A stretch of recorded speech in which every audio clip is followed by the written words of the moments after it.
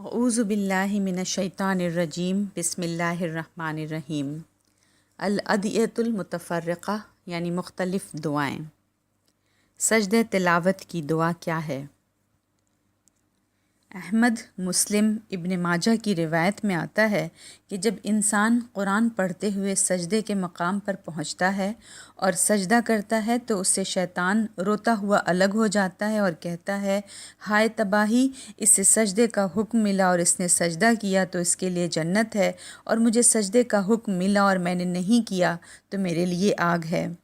حضرت عمر رضی اللہ عنہ سے روایت ہے کہ نبی اکرم صلی اللہ علیہ وسلم جب کوئی ایسی صورت تلاوت فرماتے جس میں سجدہ ہوتا تو سجدہ فرماتے، اور ہم بھی سجدہ کرتے، یہاں تک کہ ہم میں سے بعض لوگ سجدہ کرنے کے لیے جگہ بھی نہ پاتے۔ بخاری اور ابن ابی شیبہ کی روایت میں ہے کہ نبی اکرم صلی اللہ علیہ وسلم سے اس چیز کا حکم یا ثبوت نہیں ملتا کہ سجدہ تلاوت کے لیے قبلہ رخ ہونا، باوضو ہونا ضروری ہے۔ چنانچہ حضرت ابن عمر رضی اللہ کے متعلق روایت ہے کہ وہ بغیر وضو کے ہی سجدہ کر لیتے تھے۔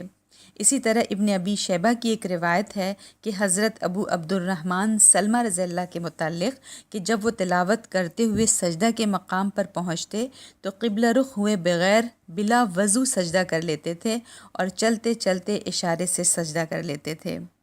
لیکن دوسرے صحابہ اور ائمہ کے نزدیک سجدہ تلاوت کے لیے نماز ہی کی طرح باستر، قبلہ رخ اور باوضو ہونا ضروری ہے۔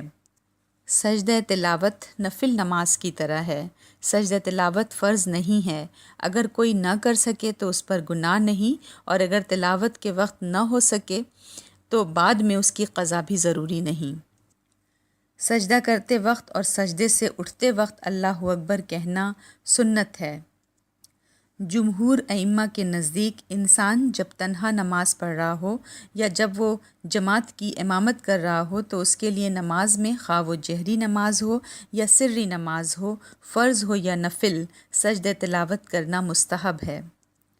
سجدہ تلاوت میں حدیث سے 2 دعائیں ثابت ہیں۔ آج کی حدیث نمبر 82، سجدہ تلاوت کی دعا۔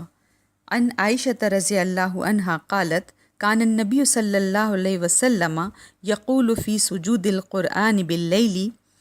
حضرت عائشہ رضی اللہ تعالیٰ عنہا سے روایت ہے، وہ کہتی ہیں کہ نبی اکرم صلی اللہ علیہ وسلم رات کے وقت جب سجدہ تلاوت کرتے تو فرماتے، سجد وجہی للذی خلقہ وصورہ وشق سمعہ وبصرہ بحولہ وقوتہ فتبارک اللہ احسن الخالقین، کہ اے اللہ، میرے چہرے نے اس ذات کو سجدہ کیا جس نے اسے پیدا فرمایا، اور اس نے اپنی طاقت اور قوت کے ذریعے سے اس کے کان اور آنکھ کے سوراخ بنائے۔ بڑا بابرکت ہے اللہ تعالیٰ جو بہترین خالق ہے۔ اسے احمد، ابو داؤد، ترمذی، نسائی اور حاکم نے روایت کیا ہے، اور یہ حدیث صحیح ہے۔ حضرت ابن عباس رضی اللہ عنہ سے روایت ہے کہ میں نبی اکرم صلی اللہ علیہ وسلم کی خدمت میں بیٹھا ہوا تھا کہ ایک آدمی آیا اور اس نے کہا، میں نے رات خواب میں دیکھا کہ کسی پیڑ کی جڑ کی طرف رخ کیے نماز پڑھ رہا ہوں۔ جب میں قرآن پڑھتے ہوئے ایک ایسے مقام پر آیا جہاں سجدہ تھا تو میں نے سجدہ کیا اور درخت نے بھی میرے ساتھ ہی سجدہ کیا۔ اس وقت میں نے اسے یہ دعا پڑھتے ہوئے سنا، اللہم احطط عنی وزرا واکتب لی بہا اجرا واجعلھا لی عندک ذخرا، اور ترمذی میں یہ الفاظ اور زیادہ ہیں، وتقبلھا منی کما تقبلت من عبدک داؤد۔